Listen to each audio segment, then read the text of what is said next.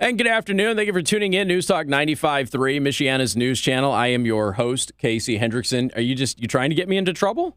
Is that what you're doing? You're just trying to get me into, you're trying to bust me. That's what it is? You turned my microphone on without me knowing about it? What if I had one last F-bomb to throw your way, Josh, before you turn my microphone on? Then we'd both be out of a job. Yeah, exactly.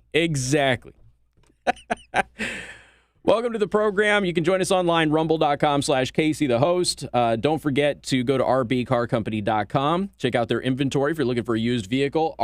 R&B Car Company are your used car experts. All right, there's a lot to cover today.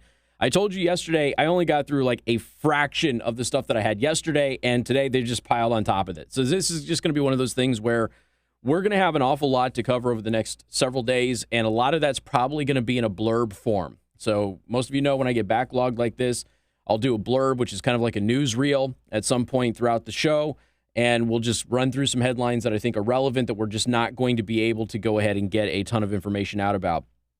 Today, we will talk about parents, which was on the docket yesterday, but we'll talk about parents basically being declared domestic terrorists and the federal government's response to that as a result of a teachers organization looking at it, which is very, very interesting.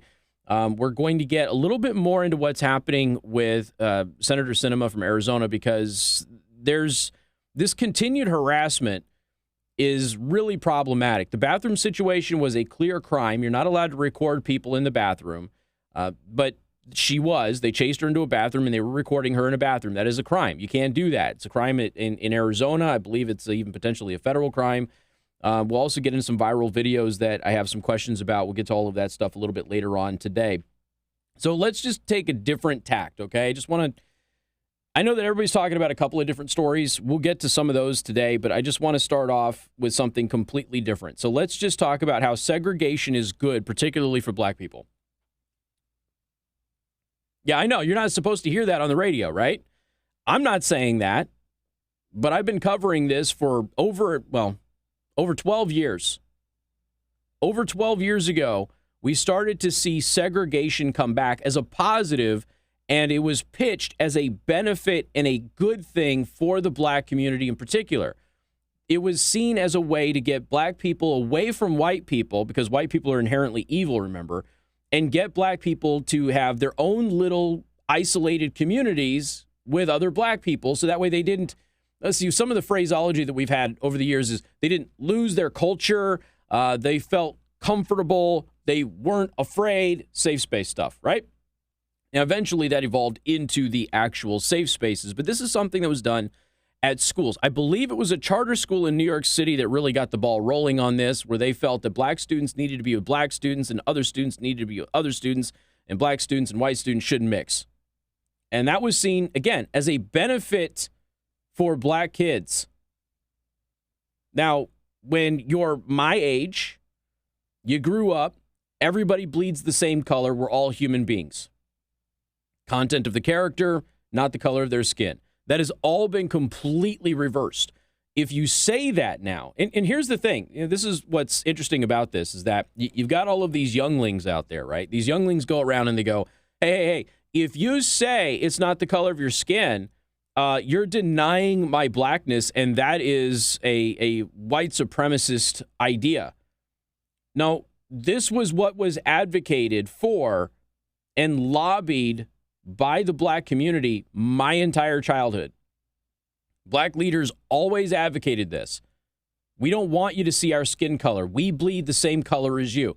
You go back in time, look at any of the daytime talk shows, and I know that daytime talk shows are trash. Don't get me wrong on that. It's just that when we're talking about public record, daytime talk shows can convey to you what we were all taught. And it was the black community that was spearheading this and pushing this, and they had been since the civil rights movement and Dr. King. Judge me on the content of my character. I bleed the same color as you. We're all human beings. We are able to intermix. We're able to mate and breed and join and create families together. We're not different except for the way that we look. That is now seen as a part of whiteness. But it wasn't even something that was pushed by white people originally anyway. So in the civil rights movement, you had civil rights leaders pushing this, rightfully so. Don't judge us by the color of our skin. How are we as human beings? Because we're all human. And White said, you're right. We're going to embrace that. And we did. And we taught it in school, and we embraced it. We stamped out the overwhelming majority of racism in this country. And now everything that was done to reverse the past transgressions in this country is now considered evil, and we want to revert back to Jim Crow. This whole idea of separate but equal is Jim Crow stuff. While the people who are advocating for Jim Crow are telling you that Jim Crow is bad because everything is an oxymoron now. Antifa are actually fascist. They're not anti-fascist. They're fascist. Black Lives Matter and their anti-racist allies are actually racist. But everything is doublespeak. If you don't know what doublespeak is, pick up Orwell's 1984 and learn. So let me just give you the latest chapter in this. Western Washington University has now created segregated housing for black students. It wasn't that long ago. It was serious. It was 10, 12, 15 years ago. The idea of segregating students by the color of their skin would have been so repugnant in this society. And it would have been called out by everybody equally as being what it is, which is inherently racist. Washington University creates segregated housing specifically for black students.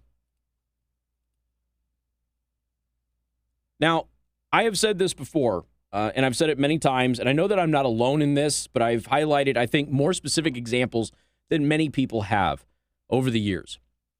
When it comes to education, everything that will give you a leg up in education, everything that will help you, learning to properly read and write, learning to do your basic math, learning some basics about science, showing up on time, presenting yourself well, speaking well, all of these things are constantly attacked as being whiteness,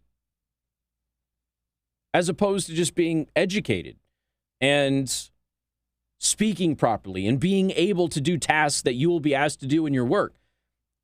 And so what we have is we have a large swath of the black community that rejects this because it's seen as selling out your race. Now, what we do see is that people who come from poor minority communities who embrace learning, embrace math, embrace science, embrace literature, embrace presenting themselves well and showing up on time to work, they succeed tremendously in this country. If you don't do this, even if you're white, if you don't do those things, you won't succeed. Why does nobody ever talk about if white people don't show up to work on time, white people get fired too? If white people don't speak well and present themselves well, they don't get the jobs. Why is it that that's never discussed? University of Washington has created segregated housing specifically for black students. Western Washington University has designated the fourth floor of the Alma Clark Glass Hall as housing reserved for its Black Affinity Housing Program. This is just the latest school to adopt this policy. The program will explore and celebrate the diversity of black and African American people and culture with historical and contemporary context. The program website reads, and it also says that all Western students residing in the program help foster a warm and vibrant community supporting social, personal, and academic success. Black Affinity Housing residents representing all diverse identities pride themselves on fostering a sense of belonging for all residents by creating a safe environment for open, honest, and sometimes challenging dialogue. I'm going to read this again slowly. Black Affinity Housing students, the ones that will reside in the black-only housing floor of this house, representing all diverse identities. Excuse me? How does that represent all diverse identities if you're segregating black students out from everybody else? It will pride themselves on fostering a sense of belonging for all residents, except those who are not black, by creating a safe environment, excuse me, for open, honest, and sometimes challenging dialogue. About what? About what? What will the honest, open, and sometimes challenging dialogue be about? And how will you be advancing diversity by limiting that entire floor to one group of people? Like I said, this is just the latest example of this happening. The fact that you have so many in higher academia, and now that's filtering down through high school and junior high school and the elementary school level, the fact that so many of them are advocating openly for the exact opposite of what the civil rights movement was all about in this country. And it's being advocated almost exclusively by white liberal elites. If you are black in America and you take a step back and you look at this and you go, why don't they want me to know how to properly read and write? Why don't they want me to do math? Why don't they want me to know basic science? Why don't they want me to show up on time and speak in a way that others in this society will respect? Why don't they want me to do all of that? And why don't they want me to live amongst people who don't look like me? If you're black in this country, you need to take a step back and ask why white liberals are doing everything they can to enact policies that are completely contradictory to what Martin Luther King and other civil rights leaders marched for. I think you know the answer. I don't need to give it to you. You just got to take a step back and actually look at it. Segregating people by their skin color is now seen as a good thing. And more coming up. Newstalk 95.3, Michiana's news channel.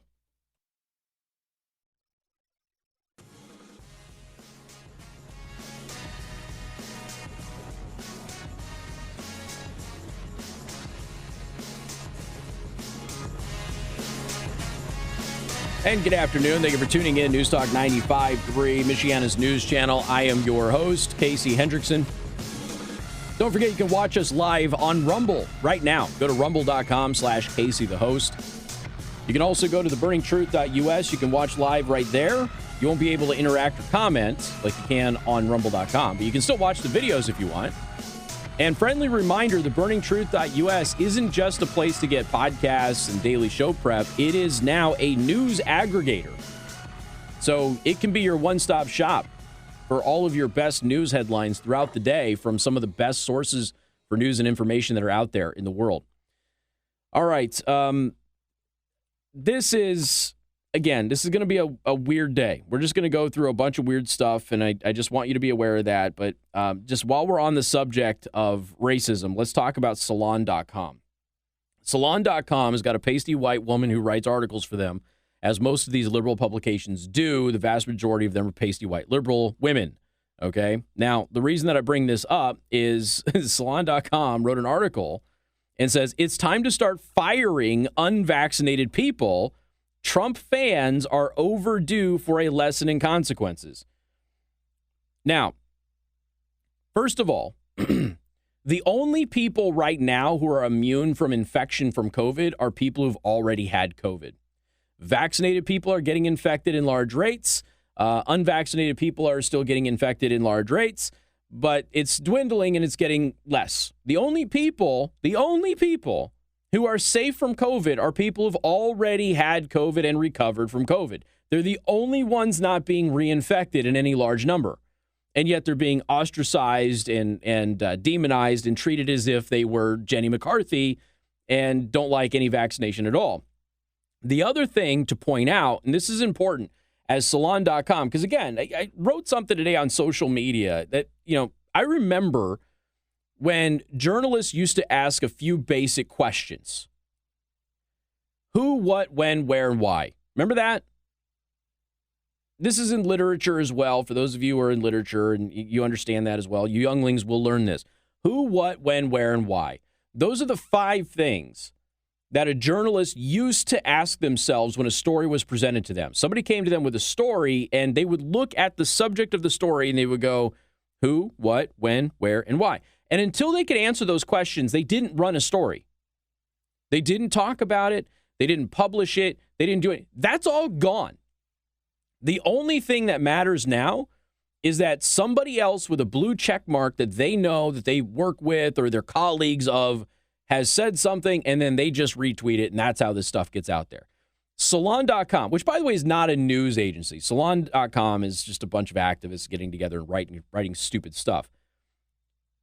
Trump fans are overdue for a lesson in consequences. Well, 62% of people who are not getting the vaccine are not Trump supporters, they're not Republicans, and they're not conservatives.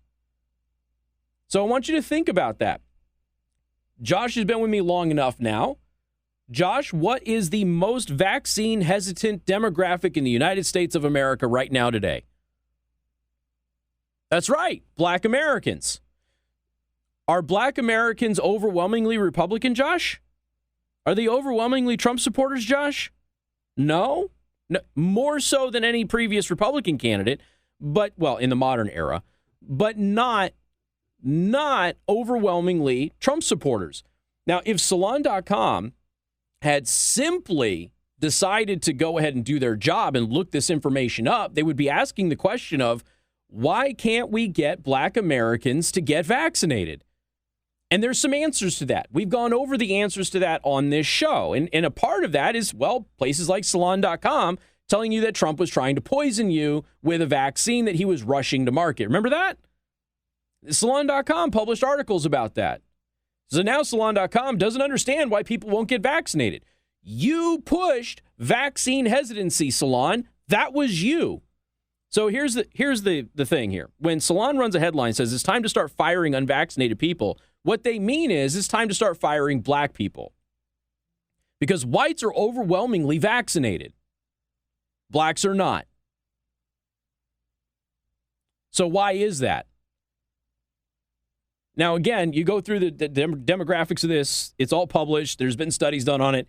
It remains unchanged. Black Americans are more likely to wear a mask than white Americans, but Black Americans are far less likely to be vaccinated than white Americans. This is not an issue of unvaccinated conservatives or Republicans or Trump supporters, because Trump supporters don't usually fall in the Republican or conservative categories either. This is simply a case where you have populations who were told to be afraid of the vaccine, have not let go of that fear because people like Salon, people like MSNBC, people like CNN, people like Joe Biden, people like Kamala Harris, people like Nancy Pelosi and Dianne Feinstein and all of these other politicians told them to be afraid of the vaccine. And now you're asking them to trust those same people who now say the vaccine is totally safe. And you know what? A lot of them are finding it a little difficult to believe what the politicians are saying. You throw in the history of vaccine experimentations on certain populations in this country, and you start running into a perfect storm of hesitancy. And instead of, this is what's so interesting about that, instead of deciding that we are going to do what we can to alleviate the fears that anybody might actually have for this, instead of doing that, what we're going to do is we're going to attack them. We're going to shame them, and we're going to deprive them of their livelihoods, and that'll motivate them to get vaccinated. You know what? It has motivated some people. There's an HHS whistleblower who talked to Project Veritas about one of her coworkers who was forced to get vaccinated, who is now dead. The vaccine saves everybody it doesn't kill. At the end of the day, folks, you need to start going on offense here. When they say they want to fire people for not being vaccinated, they're talking about 30% of the medical industrial complex. They're talking about Black Americans. They're talking about Latino Americans are also vaccine hesitant. They're not talking about rich, conservative Trump supporters. That's not what they're talking about. So call them out on their racism. Got more coming up. News Talk 95.3 MNC. MNC News Time is 3:31. Time to check out Impress Jewelry Creations, creating meaningful jewelry for the moments that will last a lifetime. And good afternoon. Thank you for tuning in. News Talk 95.3, Michiana's news channel. I want to thank R&B Car Company, locations in South Bend and Warsaw. R&B Car Company are your used car experts. You can find them online at rbcarcompany.com. All right, let's Let's talk about a couple of things here because there's a lot that are happening with these military members who are basically being targeted. This really got going right around the inauguration when the National Guard was called to Washington, D.C., that the National Guard started to go through a litmus test. And the litmus test was basically, hey, when you are belonging to some of these organizations and these organizations are perceived as being Trump friendly, well, then we're going to go ahead and remove you from Washington, D.C. You're not allowed to serve with your unit in Washington, D.C. while we are here protecting everybody from a perceived insurrection and or rebellion that, of course, was never going to happen anyway. So what ended up happening is those soldiers were sent home. Now, keep in mind, they had not done anything wrong. If they had done something wrong, if they had belonged to an extremist organization, they would have been drummed out of the military. Now, the news media ran with, hey, they belong to extremist organizations. No, they didn't. That's why they're still in the military. They just weren't allowed to serve in Washington, D.C. while they were protecting the inauguration. Now, this started a litmus test. We started to see an awful lot of people all throughout the military basically get litmus tested out. And we also, after Afghanistan, we saw a lot of military commanders and military members speak out. Many of them resigned.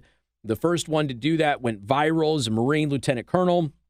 He went viral for it. And he said that he had more information that he was going to be able to release when he was officially separated from the Marine Corps. And he felt that it would be very impactful and important for him to tell people what he knew. And that was all about the inner workings of, the military and what was happening with leadership and things like that. Now, in the military, the officers in the military utilize LinkedIn as their primary social media. So he has a LinkedIn, and on his LinkedIn, after he gives his viral video that he wanted leaders held account for the failed operation with Kabul. And as I have highlighted and proven to you with veterans who have called in several times and highlighted that I was correct, everybody in the military knows how to conduct the operation that was being done in Kabul. Everybody knows that. General McKenzie completely violated all of the basic fundamentals of how to conduct an operation like that and got 13 of our people killed. That's what happened. Hundreds of Afghans killed. And it was embarrassing on an international stage because this is something that never should have happened. This is a basic routine operation. It is a hard operation because long hours, it's difficult, it's taxing, but it is not a complicated or difficult operation. It's not even sophisticated. Everybody knows how to do this. So when you see what happens in Afghanistan go the way that it goes, you started to see an awful lot of veterans go, hey, this is not okay. And then you started seeing people like this lieutenant colonel come out and go, this is not okay. I want our leaders held accountable here. He knew that he was risking his career. There were other officers who hopped onto his LinkedIn and demanded that he resign and everything else. And he did. He did. Lieutenant Colonel Stuart Scheller Jr. did resign. Well, he was given some orders not to do some things in the midst of him being honorably separated from the Marine Corps. He's not at the time anyway, he wasn't under investigation or anything of that nature. He resigned his commission, okay? So his command was taken from him, but he resigned his commission in the Marine Corps. And what ended up happening is he had a gag order that was given to him. And because he had a gag order and he still spoke out, he was then taken into custody. Republican lawmakers and obviously a lot of citizens, a lot of veterans rallied around him. And there was a GoFundMe where they raised a lot of money. Last I heard, it was like $600,000 or something like that. Don't quote me on the numbers, but and what ended up happening is, a lot of people were supporting him.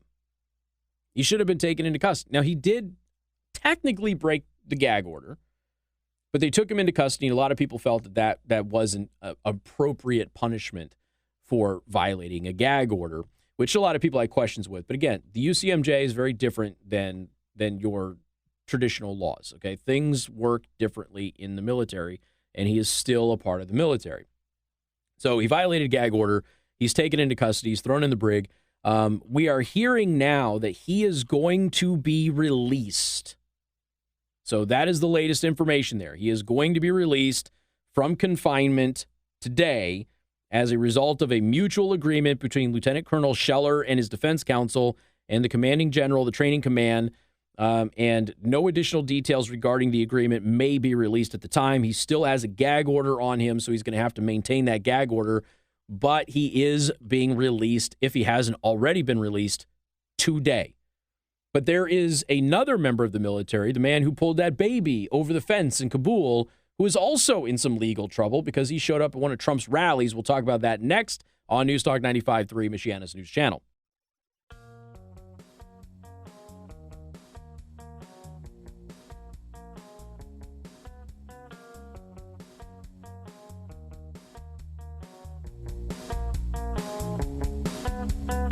And good afternoon. Thank you for tuning in. News Talk 95.3, Michiana's news channel. So what's interesting about this is that at one of Trump's rallies, there was a man who said that he was the one who lifted the baby over the wall in those dramatic images from Kabul. And that person is now under investigation. Now, they did appear at the Trump rally. They did so out of uniform. They did speak. This is, could be an issue with the UCMJ. It's, the nuances of it being out of uniform make it a little bit more cloudy. But if they were in uniform, it'd be a big, big, big no-no. Lance Corporal Clark walked up onto the stage accompanied by cheers. Trump referred to him as a handsome guy during his approach. He said, "My name is Lance Corporal Hunter Clark, and I'm here from Warner Robins, Georgia. I am the guy that pulled the baby over the wall, and it's definitely, probably one of the greatest things that I have done in my entire life." Now, here's the thing. The Marines are saying that he's not the guy who did that. There's also an investigation on him appearing at the rally, but I digress. When Taliban took over Afghanistan on August 16th, people tried to flee the country through Kabul airport. During that time, several horrifying pictures and videos came forward showing the sad state of people stuck in the country. One such heartbreaking image was of a baby being pulled up by a U.S. Marine officer at the Kabul airport. I don't actually know if they're an officer. I'm just reading from the article. The image started circulating on social media in which the Army man, who writes this? A Marine officer and an Army man was seen trying to pull a baby through the barbed wire of the airport. The baby, dressed in a white shirt, can be spotted crying as she was stressed by all the commotion, yada, yada, yada. So anyway, that girl is now in Arizona living with her family. The baby is fine. The father of the baby girl revealed that he was inside the airport when he saw his wife and newborn baby outside were being crushed by a large crowd that were gathered there. He immediately requested Americans to bring his baby to safety. He told me the only thing that he could do was lift her over the barbed wire, but he said that she'd be hurt. So I told him I'll take the chance. I'd rather get her hurt than die. So the person understood the situation, lifted. We get the footage of that. But now what's happening, though, is they are disputing that this is actually the person who was on the stage was actually the one who did that. The Marines are, about 4 days ago, are saying that the officer who pulled the baby over Kabul airport was not at the Trump rally, was not the speaker at that Trump rally. So this is just adding to that investigation as that continues to proceed. So very interesting stuff coming out about all of this. But again, stay tuned to this station and, this show, and I will give you updates on that. You're probably not going to get an update on that anywhere else, but I will certainly continue to keep you updated on that.